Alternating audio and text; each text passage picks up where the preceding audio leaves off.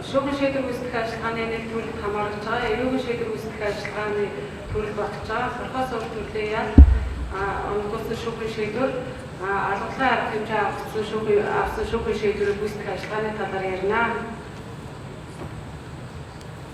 За энэ эрүүгийн хуулиудын сургалтанд заагдсан учраас энийг давхардуулж ярих хэрэггүй баха.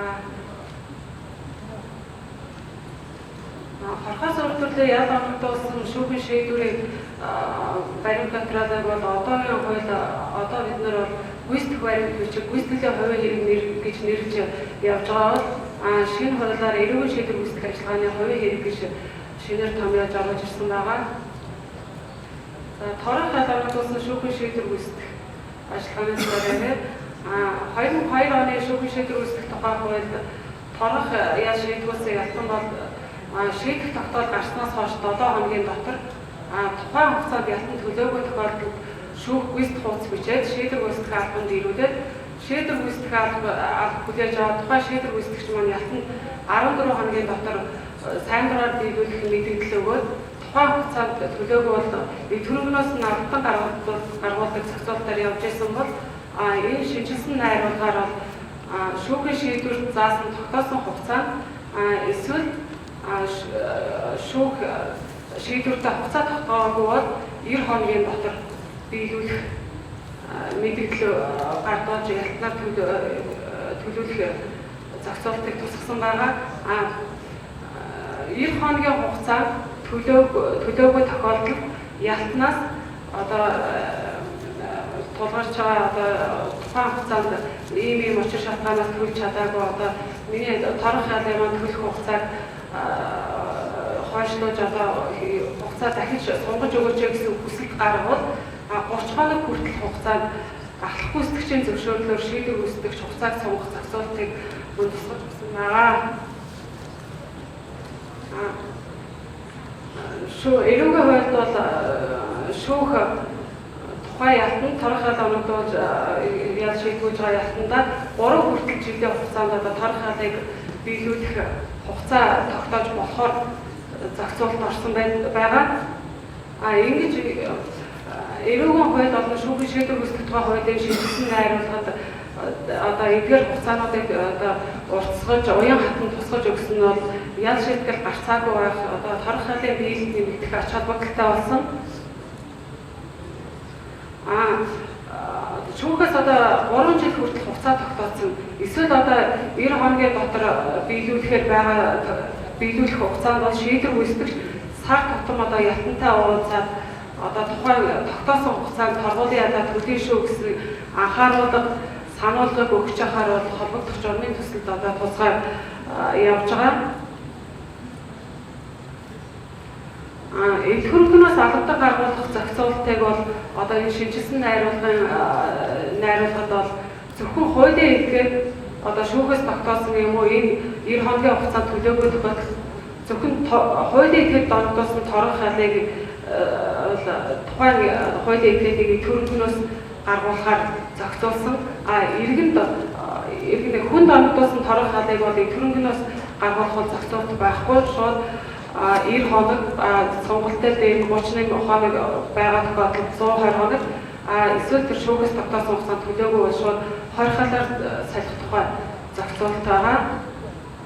Хуулийн этгээд донтоосон торох ялыг үүсгэх ажиллагаа маань бол иргэний хэргийн шүүхийн шийдвэр үүсгэх ажиллагааны зохицуулалтаар одоо иргэний хэргийн шийдвэр үүсгэх ажиллагааны одоо 4-5 манай хуулийн 4-5 6 7 8 дугаар бүлэг заасны дагуу гүйцэтгэхээр хууль тусгасан байгаа.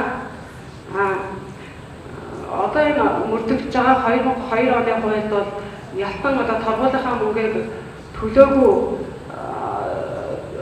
торгуулийнхаа мөнгийг төлөхөөс санаатаагаар зайлсхийсэн тохиолдолд одоо баримтлах хорих халаар салхих зохицуулалт тусгасан байдаг нь бол хүндрэлтэй байсан. Санаатаагаар зайлсхийсэн гэдгийг тогтоох бол хүндрэлтэй. Шийдвэр үүсгэх ажиллагаагаар тухайн ялтанд маань бол торгуулийн төлбөр тооцоо гаргуулах шаардлага хангахгүй зордоо орлого эд хөрөнгө байдаггүй байхгүй тогтоогдсон. Тухайн ялтан маань бол одоо оршин суух хаягаас одоо шийдвэр үүсгэгч мэддэггүйгээр одоо явсан байрсан асуудал байх тухайн хаягтай байгаад байдаг. Тэгээд сард одоо 10 ч юм уу 200-300 мянган төгрөгөөр төлөөд яваад байдаг. Ийм тохиолдолд бол зайс хийсэн гэж үзэх бол зайс хийсэн гэж үзэхэд бол аюу төвхтэй хүндрэлтэй байсан.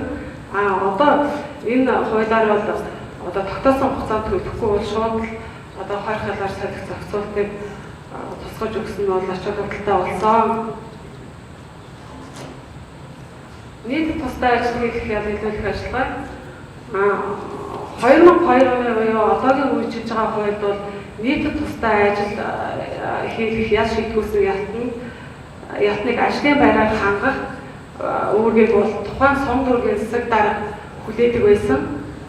Нийтэд мэдээлэх одоо орон нутгийн аж ахуйн нэгж байгууллагатай хамтран ажиллах байдлаар нийт тусдаа тэр албатай ажил хийх ажлын байрыг тогтоож шийдвэр үүсгэх байгууллагатай хамтарч ажиллаж үйл ажиллагаа зохион байгуулдаг байсан бол шинэ хуулийн зохицуулалтаар бол шүүх шийдэх тогтоолдоод тодорхой тусгаад өгч нь ингэж тодорхой заагаагүй тусгаад нь заагаагүй бол шүүхийн шийдвэр үүсгэх төв байгууллага тухайн нутгийн захиргааны саналыг үндэслэн баталсан нийт тусдаа ажил хийх байгууллагын жагсаалтаас сонгож ахлах шийдвэр үүсгэгч тогтоохоор тийм зохицуулалт орж ирсэн байгаа.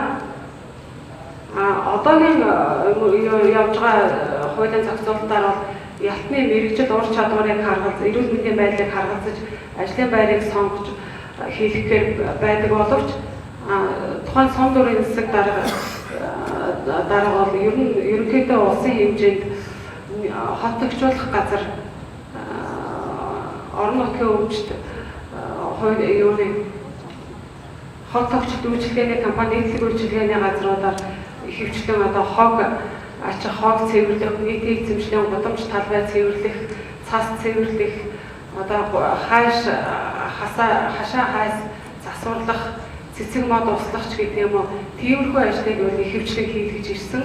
Ятны мэрэгжил ур чадварыг харгалзах энэ заалтын бас хэрэгжилт бас хэрэгжилтийг бол хэлэхэд бол хөвгтэй хүндрэлтэй байсан.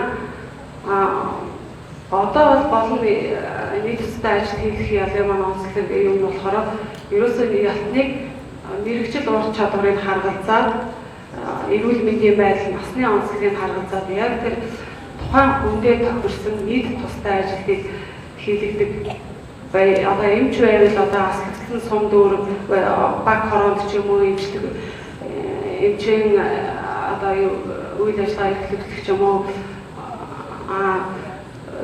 соёл урлагийн мэргэжтэй хүнийг бол нийтэд нь одоо тусдаа соёл урлагийн арга хэмжээнд оролцуулах ч юм уу багш одоо багшлах одоо тухайн тэр тусгайсан эрх нь хасагдаагүй нөхцөлд энэ төрлийн одоо мэргэжил ур чадварыг харгалзан ажилуулдаг байх талаар илүү анхаарч ажиллахаар тийм зохицуултууд орсон байгаа. Нийт тусдаа ажил хийх ял эдэлсэн хугацааг бол одоо өмнөх хуулийн зохицуулалттай адил ял эдэлж эхэлсэн хугацааг бол нийт тусдаа ажил хийж эхэлсэн цагаас тооцохоор байгаа. 2002 оны хуулийн дээр бол нийт тусдаа албатай ажил хийх ялыг өдөрт 3-аас 12 цагаар журмаар бол 3-аас 8 цагаар ажиллуулахаар бол зохицуулж исэн бол энэ 17 оны хууль дээр бол амралтын өдөр болон үндсэн ажил хичээлээс чөлөөтэй өдөр 4 цагаас ихгүй ажлын өдөр болон хичээлээс чөлөөтэй үед 2 цаг өөрөө зөвшөөрсөн ажлын өдөр болон хичээлийн дараа 4 цагаас ихгүй ажиллахаар зохицуултуудыг тусгаж уян хатан одоо тухайн ялтныгаа нийгмээс нь тусгаарлахгүйгээр гэр бүлийнхэнтэй нийгэмдээ тэгээд цог одоо ажил үзэн ажил хичээлийнхээ хажуугаар эдэлж болохоор тусгасан зохицуултууд орснороо бол ач холбогдолтой болсон. Нийт тусдаа ажил хийх чөлөө олгох асуудал бол одоо өмнөх хуулиар одоо хорих ялыг жирийн дэглэмтэй хорих ангид ял эдэлж байгаа ялтантай адил журмаар тэр хорих жирийн бэлтгэлтэй яалж байгаа ялтанд чөлөө олгох журмаар зохицуулагддаг байсан бол энэ удаагийн одоо шийдсэн найруулгад маань бол одоо хуультай чөлөө авах асуудлыг бол наривчид тусгаж өгсөн байгаа. Нийт тусдаа ажлын хэлхийлэг 20 халаар салхи үндэслэл бол өмнөх хуулийн үндэслэлтэй бол адилхан байгаа. Энд орсон өөрчлөлт гэвэл ялтан яд идлүүлэх нийт хугацаанд 3 цагаас илүүгүй хугацаагаар ажиллаад дуран мэдээ орхисон гэж илүү тодтогч одоо ямар хугацаанд одоо яд салах асуудал ярих юм бэ? Нэг удаа дуран мэдээ ажиллаар орхиод явсан тохиолдолд зөрчсөн гэж шууд яд салах асуудал ярих юм уу? Ямар одоо тохиолдолд хичнээн удаагийн одоо тоо хэмжээ өрсөн тохиолдолд яд салах вэ гэдэг асуудлыг бол илүү тодтогч өгсөн байгаа.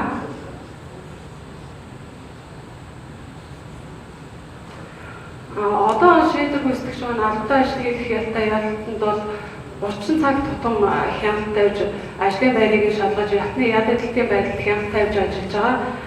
Энэ нь бол тухайн шийдвэр гүйцэтгэгч маань бас зөвхөн албатай ажил хийх ялтай ялтанд хяналт тавьж дан ганц тэр ялтанд хяналт тавьж ажилладаг. Бусад хорхоос өөр төрлийн 3 төрлийн яд шийдгүүлсэн этгээдүүдэд ялтнуудад хяналт тавьж ажилладаг учраас 30 цаг тутам гэдэг нь бол хугацаа их давчуу ойрхон 7 хоногт ер нь 2 удаа 2-3 хоногийн зайтай эргэж тойрч ажлын байрыг шалгах хүндрэлтэй ер нь зардал цаг хугацааны хувьд тийм байсан бол энэ удаагийн хувьд бол 7 хоног тутам ялтныг нэгжлэн шалгаж одоо яд эдлэлтийн байдлыг баримтлуул тэмдэглэлүүд жохоор зохицуулсан байгаа.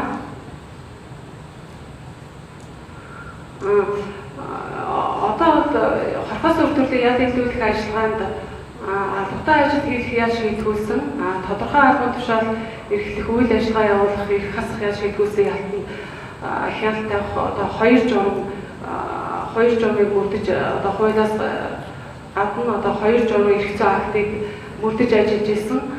Энэ 2 журмаар одоо зохицуулж исэн наривчилсан дэлгэрэнгүй зохицуултуудыг бол хуульд оруулж өгсөн байгаа. Үүний нэг нь бол нийт тустай ажил хийж байгаа байгууллагын хүлээх үүрэг хариуцлагыг бол хуулинд тусгасан байгаа. Энд бол нэг онцлог зохицуулт байгаа. 166-ийн тав гэрээ заасны дагуу шүүхийн шийдвэр гүйцэтгэх байгууллагаас тогтоосон ажлын байранд ялтныг ажиллуулах. Яг шүүхээс тогтоосон юм уу шийдвэр гүйцэтгэх байгууллагаас тогтоосон ажлын байранд тухайн ялтныг ажиллуулна. Тэрнээс шийдвэр гүйцэтгэгчид мэдээлэлгүйгээр ялтныг өөр ажил албан тушаалд ажиллуулахааргүй байгаа.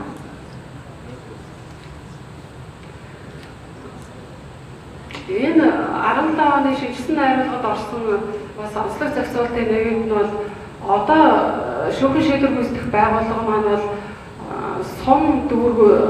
сумдад бол аслагцсан ч гэх юм ахнатай бүх сумдад бол хариуцсан албахаагч шийдвэр гүйцэтгэх байгууллагын албахаагч ажилтгүй. Зөвхөн аймгийн төв сум суурин одоо зарим газруудад ажиллаж байгаа нэгжлэн байгаа. Ийм учраас суманд одоо ажиллаж амьдарч байдаг албатай ажил хийх яд шийдгүүлсэн ялтныг бол тухайн сумд нь бол илүүлэх асуудал байхгүй. Заавал нөгөө аймаг тэр төвлөрсөн газраа шийдвэр гүйцэтгэх байгууллагын нэгжтэй газраа тухайн ялтнаа дуудаж авчираад одоо албатай ажил хийх ялын хугацаанд ялыг хэвлүүлдэг байсан. Одоо энэ шинжсэн найруулгаар бол шүүхийн шийдвэр гүйцэтгэх байгууллагын харьяа нэгжгүй нутаг дэвсгэрт оршин суух ялтныг яд хэвлүүлэх ажиллагаа нь харьяа нутаг дэвсгэрийн цагдаагийн байгууллага хяналттай ажиллахаар байгаа. Цагдаагийн байгууллагын одоо ажилтан шийдвэр гүйцэтгэх байгууллагад одоо нийт тустай ажил хийх яд шийдгүүлсэн ялтны яд эдлэлтийн байдлыг шалгаад тухайн ажиллагааны талаар бол 30 хоног тутам шийдвэр гүйцэтгэх байгууллагад бичгээр мэдгдэх зохицуултыг тусгаж өгсөн. Энэ шинэ зохицуулт байгаа.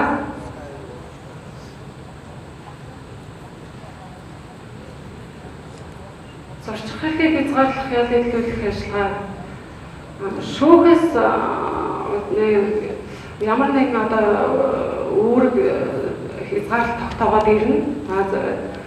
Тухайн үүрэг хязгаарлалтыг хэрэгжүүлэхэд шийдвэр гүйцэтгэгч ямар одоо тоног төхөөрөмжийг ашиглах, хаана хэрхэн байршуулах саналаа бол ахлах шийдвэр гүйцэтгэгчид гаргаад ахлах шийдвэр гүйцэтгэгчийн саналыг үндэслээд зорчих хэргийг хязгаарлах ял шийдвэрийн ялтны шүүхийн шийдвэрийг гүйцэтгэх нөхцөл журам тоног төхөөрөмжийг тогтоох шийдвэр гаргаад тухайн одоо тэр шийдвэрт туссан тогтоосон тоног төхөөрөмжийг техникийн хяналтын ажилтан маань ялтны бие орон байр албан тусалгаа дээврийн хэрэгсэл шаардлагатай бусад газар суурлуулахаар байгаа. Энэ хяналтын төхөөрөмж нь бол суурин болон хөдөлгөөнд хяналтын төхөөрөмж гэсэн хоёр төрөл байхаар байгаа. Техникийн хяналтын ажилтан маань бол цахим хяналтын үйл ажиллагааг бол байнга хэрэгжүүлж, ялтанд бол байнгын цахим хяналтын үйл ажиллагааг бол байнга тавина. Энэ зорчих хэргийг хязгаарлах яд илүүхэд одоо хэрэглэгдэх, ашиглагдах тоног төхөөрөмжийн жагсаалт бол яг тийм жагсаалтай, ийм жагсаалтай гэсэн юм одоогоор байхгүй. Хуульд бол тэдгээр одоо тоног төхөөрөмжийн жагсаалт ашиглах журмыг бол хуулийн асуудал эрхэлсэн засгийн газрын гишүүн баталгаар тусгасан байгаа. Ер нь бол гадаадын орнуудад зорчих хэргийг хязгаарлах ял шийдвэрийн ялтанд юм уу эсвэл одоо гадаадын бусад орнуудад бол зорчих хэргийг хязгаарлах ял гэж бас нэрлэдэг. Гэрийн хорионд байлгах ял эсвэл алгуулгын арга хэмжээ гэсэн байдлаар хэрэглэгддэг оноогдож тийм ээ. Тухайн тэр гэрийн хорионы ял алгуулгын арга хэмжээг бол ер нь бол ийм гурван төрлийн одоо тоног төхөөрөмжийг ашиглаж тавьдаг юм байна. Тэгээд түүнээс үндэслээд бол ер нь Монголд зорчих хэргийг хязгаарлах ял шийдвэрийн ялтанд ашиглагдах одоо ийм тоног төхөөрөмжүүд байх боломжтой байна гэж харж байгаа. Нэгт нь бол захим гав дохио илгээх одоо үүрэг хөдөлгөн. Хоёрт нь бол дамжуулагч ирсэн дохойг одоо тэр хяналтын төвд дамжуулах үүрэгтэй одоо суурин болон хөдөлгөөнд тийм төхөөрөмж байна. Энэ нь одоо хиймэл дагуул юм уу сансрын холбоо юм уу эсвэл үүрэг холбооны сүлжээгээр дамжуулна.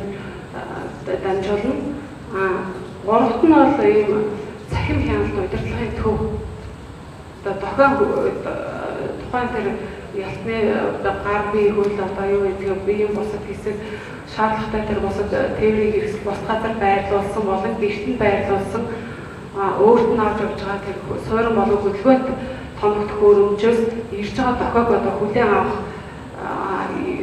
зөрчил идэрсэн тохиолдолд зөрчлийг дамжуулж одоо сигнал зохио өгдөг тийм байх цахим удирдлагын хяналтын төв гэсэн ийм гурван тоног төхөөрөмж төвийн тусламж таагаар бол зорчих хэргийг хязгаарлах ялтанд бол хяналт авах боломжтой гэж харж байгаа. Цахим аав нь бол ийм одоо энэ дурдгдсан ийм шаардлагуудыг хангасан байдаг юм байна.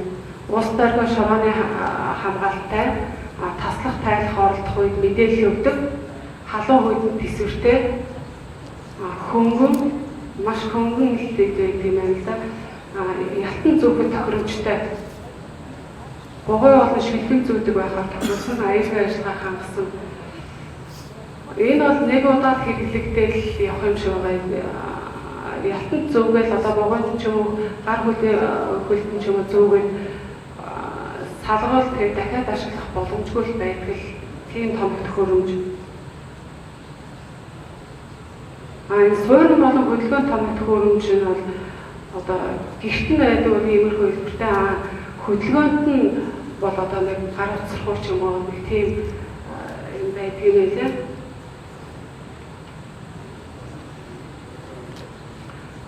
Зорчих хэргийг хязгаарлах ялтанд тавих одоо ажиллагааг бол эсхэмжлээд нэг зургийн хэлбэрээр харуулбал иймэрхүү байдалтай байхаар байгаа.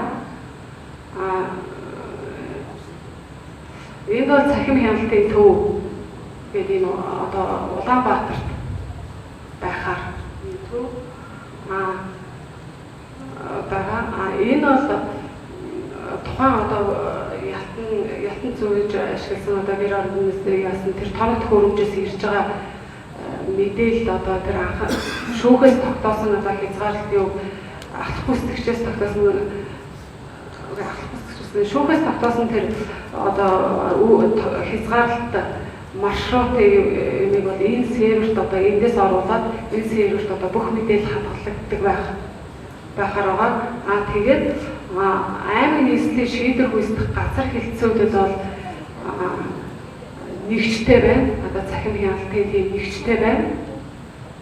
Энд бол тийм техникийн хяналтын ажилтнууд байна. Тэгээд энэ хяналтад байгаа одоо зорчигчдын хязгаарлалын шийдвэр гүйцэтгэх ялтнууд бол эсвэл тодорхой газар очихгүй байх. Эсвэл тодорхой газраас явахыг хориглох үүрэг хүлээлгэн энд нь бол одоо энд амьдарч байг одоо тухайн гэрээсээ гарч болохгүй ч гэдэг юм уу тийм үүрэг хүлээлгэх юм бол яг энэ гэрийнх нь одоо радиус юу гэдэгтэй тийм маршрут тэмийг нь хэмжээд амжааг нь тогтоогоод одоо техникийн хяналттай ажилтан бол одоо энэ хяналтын төвийн цахим хяналтын юм суулгаад өгчих юм. Одоо яг тэр тогтоосон тойргоос гадагшаа гаргаж шууд одоо биеийн хэсэгт суурлуулсан юм уу тэр хөдөлгөөн томт хөрөмж, суурлын томт хөрөмжөд нь дохио шууд ирдэг байна. Эсвэл тогтоосон газраар одоо зорчих маршруттай байх юм бол тэр тогтоосон газраас одоо хэдэн одоо метр хэдэн одоо масштаб юуны одоо хязгаарлалтаар тэр маршрутын хяналтын тэр цахим хяналтын юмд оруулж өгөхийг тэрнгээрээ тооцогдоод одоо радиусаас гарч болохгүй байхыг тэрнээсээ гарах юм бол одоо гэрээсээ гараад тэр сурдаг сургуультай очих тэгээд буцаад ирэх замыг маршрутад явах одоо зөвшөөрлийг олгосон байна. Тэрнээс гараад ч юм уу 100 м 200 м гэдэг хийж байгаа хоолойгоо шууд тэндээс дэлгүүр хошоо орох ч юм уу гэх юм бол шууд дохио дуугардаг байна. Эдгээр энэ хяналтуудыг бол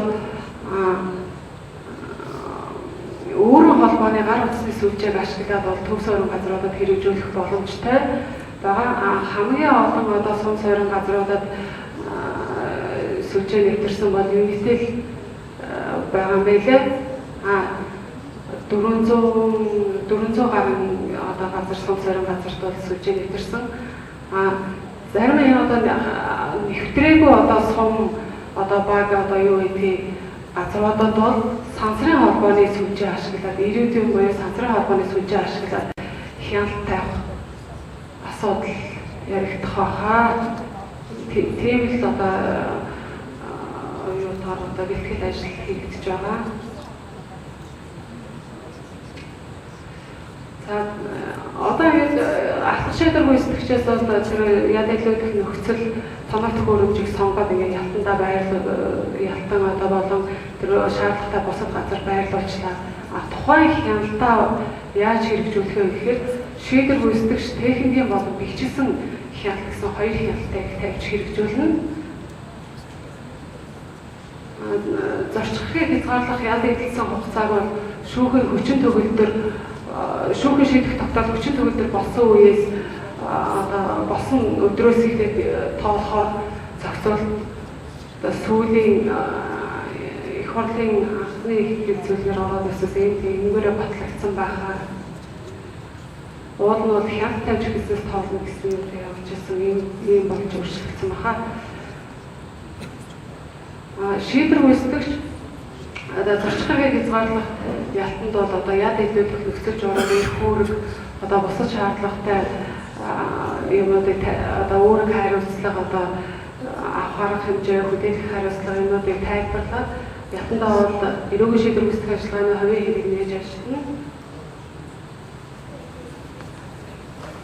Техникийн хяналтын ажилт нь бол мэдээллийн санд одоо зөрчил илэрсэн даруйд бол тухайн хариуцсан шийдвэр гүйцэтгэгчид мэдэгдээд хяналтын сангаас зөрчил талаарх мэдээллийг одоо хөрвүүлж ажиллана.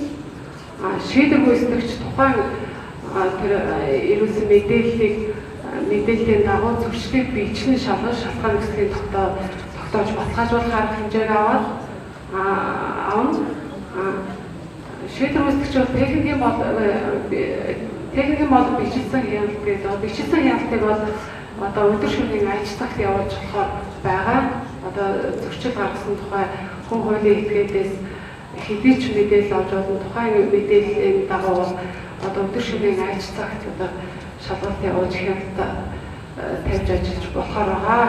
Зохицуулт орсон байгаа. Зорчих хэргийг хязгаарлах ял шийдвэртэй ялтан бол эдгээр одоо 8 хүнтэй үүрэг хүлээ.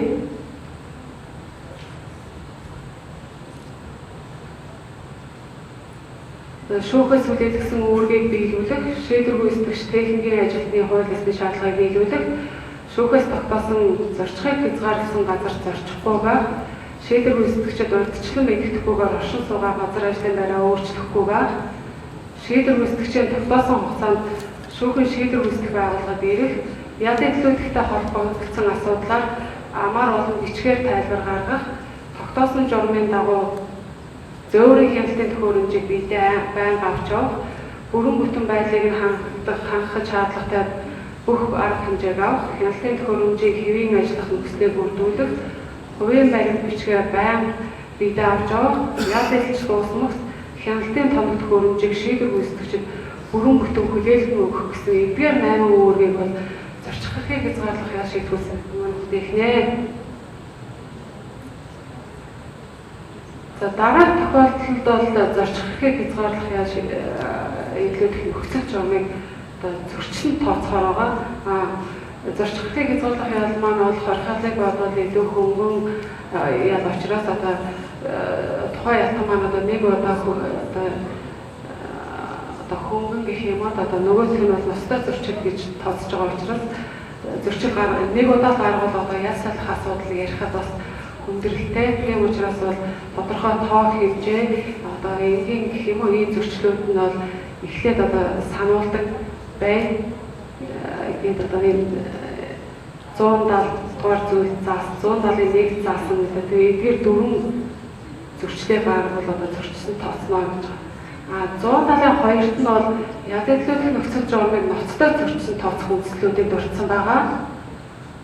Энэ 170-ын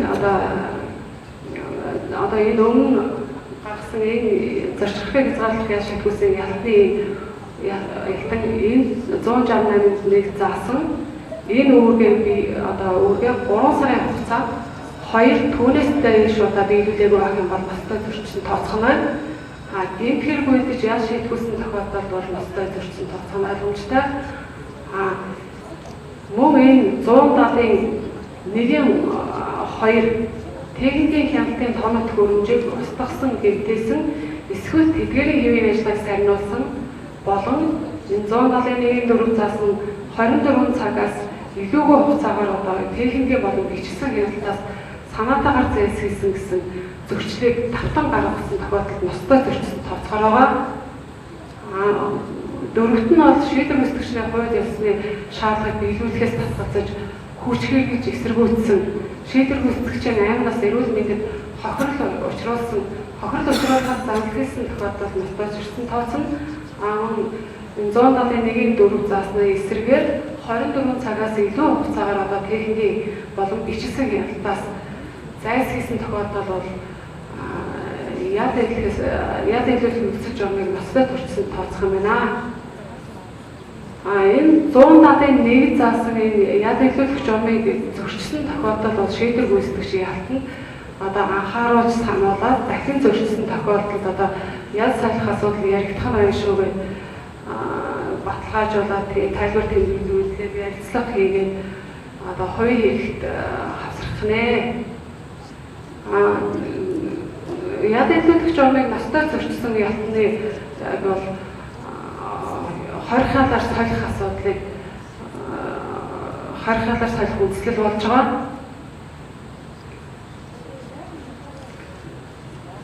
Одоо хорихоо шийдвэсээ ятнуудад бол шагналын хоомыг олгодог зохицуулт байдаг. Энэтэй нэгэн айдлаар одоо шүүхээс тогтоосон одоо хязгаарлалт өөрийг бол биелүүлээд одоо нөхцөл журмынхаа дагуу ялаа иглээд явж байгаа ялтанд сард одоо 5 хүртэл хоногийн шагналын хоомыг олгож болох зохицуулт тусгагдсан. Энэ шагналын хоомыг олгох журам маань ажиллагааг бол хорихоо шийдвүсээ ялтанд шагналын хоомыг олгох журмыг баярлаж одоо олгохоор байгаа. Зарчхрыг хязгаарлах шийдвүүлсэн ялтны ядагдуулах үсэг бол төр өөрчлөх өөрөө өөрчлөх гэсэн хоёр төлөв үндэслэлүүд энд харагджээ. Эдгээр үндэслэлээр бол одоо нөхцөл журмыг одоо төр өөрчлөх асуудлыг бол прокурорын зөвшөөрснөөр ахлах шийдвэр гүйцэтгэгч 30 хоног хүртэл хоногийн хугацаанд одоо өөрчилж болохоор тусгасан байна. Зорчих эрхийг хязгаарлах яа шийдвүүлсэн ялтны зорчих бүсийг өөрчлөх асуудлын бол прокурор ахлах шийдвэр гүйцэтгэгчийн саналыг үндэслээд зорчих бүсийг нь өөрчлөх зохицуулт тусгагдсан. За ялтан зорчихыг хязгаарлах яа шийдвүүлсэн ялтан маань бол гар хөл болон одоо биеийн бусад хэсэг зөөж ашиглах тагилтай томит хөрөмжийн зардлыг өөрөө хариуцж төлөх үүрэгтэй. Бусад зардлыг бол улсын төсвөөс гаргах зохицуулалт ер нь хорхоос төрлийн яд нийслүүлэх ажиллагаа болон тулгын арга хэмжээ авсан шүүхийн шийдвэрийг гүйцэтгэх ажиллагаа маань бол улсын төсвөөс зардлыг нь гаргах зохицуулалттай төсвөөс санхүүжүүлж зардлыг тавцмаа тосгор зохицуулалттай байгаа. Хэрвээ тухайн ялтан маань бол тэр суурин болон хөдөлгөөнд хяналтын томит хөрөмжийг одоо санаатай устгасан гэмтээсэн хэвийн үйл ажиллагааг нь одоо алдагдуулсан байх юм бол гэм бороогийн тогтоогоод тухайн гэм бороотой архив дээр нөхөн төлөвлөх асуудал яригдана. За эрх хасах оногдуулсан шүүхийн шийдвэр гүйцэтгэх ажиллагаа. Энэ ажиллагааны зохицуулалт маань бол одоо явж байгаа хуулийн зохицуулалттай ер нь бол адилхан байгаа. Энд орсон нэг өөрчлөлт нь бол шүүхийн шийдвэр гүйцэтгэх байгууллагын харьяа нэгжгүй нутаг дэвсгэрт оршин суух ялтны ядагдуулах ажиллагаанд бол тухайн нутаг дэвсгэрийн харьяа нутаг дэвсгэрийн цагдаагийн байгууллагын хяналт тавьж ялын биеийн талаар 30 хоног тутам шүүхийн шийдвэр гүйцэтгэх байгууллагад бичгээр мэдээлэх зохицуулалт орсон байна. Бусад зохицуулалт бол одоо явж байгаа 2002 оны хуулийн зохицуулалттай адил байгаа. Эрх хасах ядагдуулах хугацаа бол мөн адил шүүхийн шийдвэр тогтоол 40 өдөр болсон үеэс эхэлж тооцохоор байгаа. Одоо бусад хорхоос төрлийн ялыг одоо хорихоолоор солих зохицуулалттай байгаа бол эрх хасах ял маань бол өөрөө нэмэгдлийн ял учраас одоо эрх хасах ялаас зайлс хийсэн эсвэл шүүхээс тогтоосон хоригдол хязгаарлалтыг зөрчсөн ялтанд бол зөрчлийн тухай хууль заасан хариуцлага хүлээлгэхээр байгаа. Энэ зохицуулалт нь бол дааж гарах хуулиар бол зөрчлийн тухай хууль одоо зөрчлийн хариуцлага хүлээлгэх үйлчлэгийг тусгаад оруулаад өгсөн байгаа.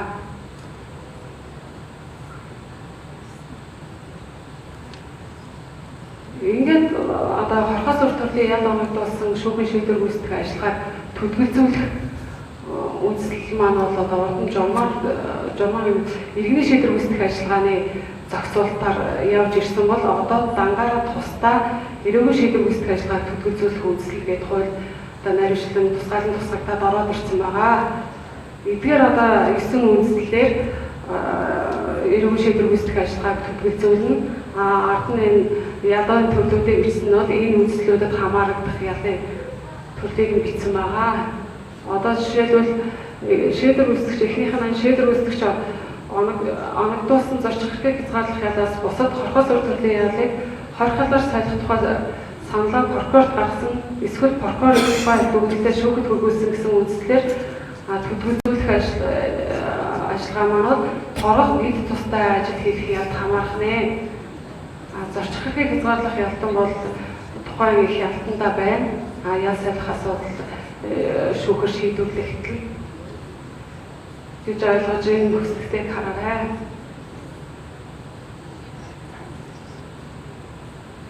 Эрүүгийн шийдвэр үүсгэх ажиллагааг төлөвлөжүүлэхдээ энэ хоног хугацааны асуудал прокурорт хүргүүлдэг одоо саналаа хүргүүлэхийг наривчилсан зохицуулалтад одоогийн энэ хуульд байхгүй байсан бол одоо энэ хуулиар бол наривчилсан энэ зохицуултыг оруулж өгсөн. Тухайлбал одоо эрүүгийн шийдвэр үүсгэх ажиллагааг төлөвлөжүүлэх саналаа бол ахлах шийдвэр үүсгэгчээр хянуудад шийдвэр үүсгэгч маань 5 хоногийн дотор одоо хувийн хэргийн прокурорт хүргүүлэхийг хугацаатай байгаа. Прокурор маань тухайн саналыг хүлээж аваад төлөвлөжүүлэх үйлчлэгийг хянаад төлөвлөжүүлэх хэсгийг тогтоол газар шийдвэрлэхээр зохицуулттай байгаа.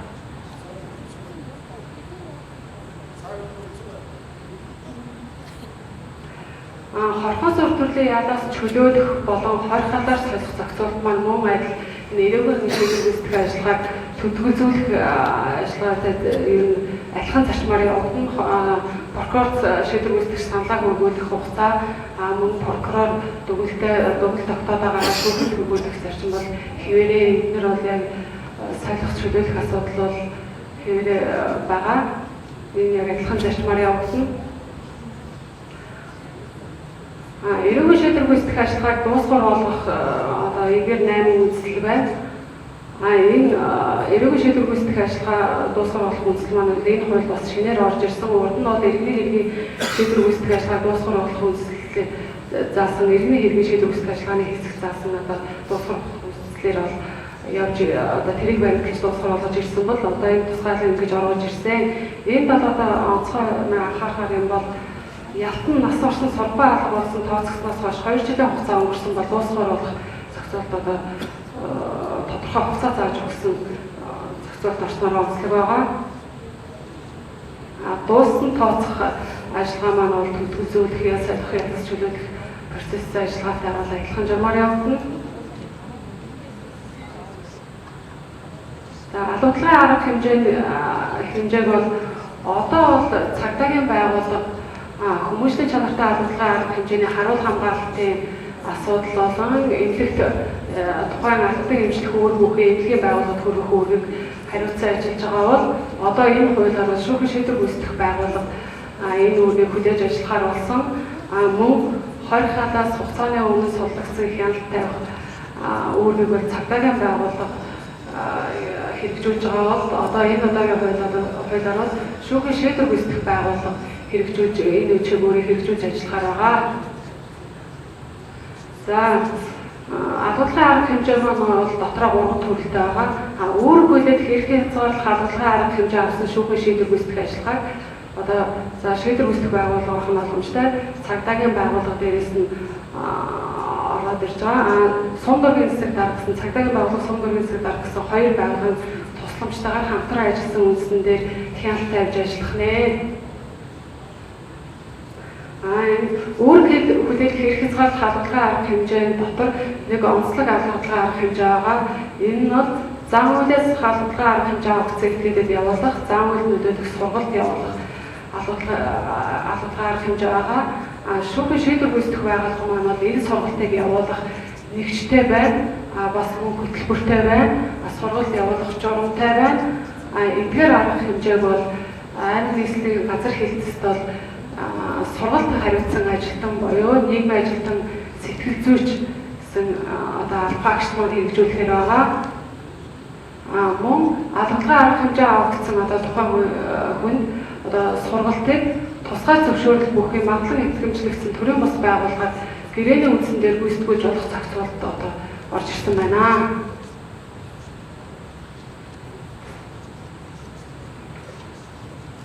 Үүрэг хүлээж хэрэг хязгаарлах албалагын арга хэмжээ авагдсан хүн маань шүүхээс одоо тогтоосон үүрэг хязгаарлалтыг одоо тогтоосон хугацаанд биелүүлсэн, одоо хохирлоо нөхөн төлсөн, учруулсан хохирлоо арилгасан, мөн шүүхээс тогтоосон хугацааны талаас баггүй хугацаа өнгөрсөн байх юм бол хугацааны өмнө одоо албалагын арга хэмжээ хүчгүй болгох саналыг прокурорт гаргаж шийдвэрлүүлнэ. Эсвэргээрээ одоо тухайн одоо албалагын арга хэмжээ авагдсан этгээд маань одоо зөрчил гаргасан тухайн албалагын арга хэмжээг зөрчсөн байх юм бол албалагын арга хэмжээ авсан шүүхийн шийдвэрийг хүчгүй болгож ялгамжуулах саналыг бол прокурорт гаргаж шийдвэрлүүлэх прокурорт өгөх тогтоолын үеэс шүүхэд хүргэж шүүх шийдвэрлэхээр зохицуулсан байгаа. За энийг сайн ярьсан шүүх шийдвэр гүйцэтгэх байгууллага албатай эмчлэх байгууллагад хөрөг хүлээн харуул хамгаалтын үүргийг хүлээн албатай эмчлэх үүргийг бол тухайн албатай эмчлэх байгууллага хүлээн бас нэг шинэ төрлийн албалагын арга хэмжээ бол одоо бол эдгэрэг хураах ял гэж явж байгаа. Энэ маань бол хөрөнгө орлогыг хураах албалагын арга хэмжээ болсон байгаа. Энэ албалагын арга хэмжээ нь бол шүүхийн шийдвэр гүйцэтгэх тухай хуулийн иргэний хэргийн шийдвэр гүйцэтгэх ажиллагааны хэсэгт заасан хоёрдугаар хэсэгт заасан журмын дагуу гүйцэтгэх нь одоо иргэний хэргийн шүүхийн шийдвэр гүйцэтгэх ажиллагаа танихны адил явагдана гэсэн үг. Хөрөнгө орлогыг хураах албалагын арга хэмжээ авсан арга хэмжээг одоо гүйцэтгэх явцад гаргуулсан одоо хөрөнгө орлогыг бол тухайн одоо учруулсан хохирол төлбөрт нь тооцож хэмжүүлэх илүү гарсан хохирол төлбөрөөс илүү гарсан байх юм бол тухайн илүү гарсан одоо хөрөнгө орлогыг бол улсын төлөөс шийдвэрлэх замаар энэ албалагын арга хэмжээг хэрэгжүүлэхээр байгаа. Хүмүүсийн чамнартай албалагын арга хэмжээний бүртгэлийг бол одоо цагдаагийн байгууллага хийгээ явж байгаа. Яг хэрэгжүүлэх арга хэмжээг нь бол хүүхдийн асуудал эрхэлсэн төрийн захиргааны байгууллага хариуцж байгаа бол одоо шүүхийн шийдвэр гүйцэтгэх байгууллага энэ албалагын арга хэмжээг хэрэгжүүлэх ажиллагаанд хяналт тавиад төрийн захиргааны байгууллага маань гүйцэтгэхээр байгаа. Тэр өмнө эрүүгийн хуулийн сургалтын дээр яригдсан энэ төрийн захиргааны төв байгууллага гэдэг юу гэж ойлгох вэ гэдгийг ярьсан маань нэг байгууллага хариуцж байгаа аймаг дүүргүүдэд зөвлөл байнгын орон тооны бас зөвлөл гэсэн тийм одоо байгууллага хариуцж ажиллахаар хэрэгжүүлж ажиллахаар байгаа. За эдгээр одоо үндэслэлээр бол албалагын арга хэмжээ дуусгар болгоно. Одоо шүүхийн шийдвэр гүйцэтгэх тухай хуулийн шинжилсэн найруулгад одоо шинээр тусгагдсан нэг зохицуулалт бол хуулийн этгээдэд оногдуулсан татан буулгах албалагын арга хэмжээ гүйцэтгэх ажиллагаагаа татан буулгах албалагын арга хэмжээг бол иргэний хуулийн 32 он 2 заасны дагуу одоо татан буулгах комисс гүйцэтгэх татан буулгах комисс нь бол одоо 4-өөс доошгүй хүний бүрэлдэхүүнтэй байна. Энэ бүрэлдэхүүнд бол татан буулгах албалагын арга хэмжээ авагдсан хуулийн этгээдийн төлөөлөл ахлах шийдвэр гүйцэтгэгч байна. Шийдвэр гүйцэтгэгч байна. Бүртгэлийн асуудал хариуцсан төрийн захиргааны байгууллагын төлөөллөөс бүрдсэн 4-өөс доошгүй хүний бүрэлдэхүүнтэй одоо ийм комисс татан буулгах албалагын арга хэмжээ хэрэгжүүлэх нэ. Татан буулгах комисс нь бол улсын бүртгэлийн асуудал хариуцсан байгууллагад бол улсын бүртгэлээс асуулах мэдээллийг хөргүүлнэ. Эрх зөвшөөрөлт олгосон байгууллагад бол аж ахуй нэгжийн үйл ажиллагааны тусгай зөвшөөрлийг хүчингүй болгох мэдээлэл гэсэн ийм хоёр төрлийн мэдээллийг хөргүүлээд энэ мэдээллийг хүлээн авсан байгууллага албан тушаалт нь бол тухайн мэдээллийн дагуу эрх зөвшөөрлийг хүчингүй болгоод улсын бүртгэлээс хас шийдвэрлэн ингээд улсын бүртгэлээс хасснаар бол энэ албалагын арга хэмжээг одоо биелэгдсэн тооцноо. Дараач гарах одоо хуулийн этгээдийн улсын бүртгэлийн тухай хууль нэмэлт өөрчлөлт оруулах тухай хуулийн төсөлд бол одоо ийм зохицуултыг үүнтэй холбоотойгоор нэмсэн байгаа. Яс шийдвэрлсэн албалагын арга хэмжээ авагдсан хуулийн этгээдийг бүртгэх, хуулийн этгээдэд оролдуулсан эрх хасгалыг шүүхийн шийдвэр гүйцэтгэх байгууллагатай хамтран хэрэгжүүлэх ажлыг зохион байгуулах гэсэн заалт мэдгээр тусгасан байгаа. За энэ татан богж байгаа хуулийн этгээдийн одоо шаардлага этгээдээс өргөдлийг хүлээн авч шийдвэрлэх ажиллагаа маань бол иргэний хуульд заасан журмынхаа дагуу манай шүүхийн шийдвэр гүйцэтгэх тухай хууль заасны дагуу зохицуулж өгсөн байна. Үүнээс гадна энэ албалагын арга хэмжээнээс гадна бол 20-аас хугацааны өмнө судлагдсан этгээд шүүхэн шийдвэрлэх долыг биелүүлэх хойшлуулсан этгээд бол шүүхэн шийдвэр гүйцэтгэх байгууллага хэрэг тавьж ажиллахаар байгаа.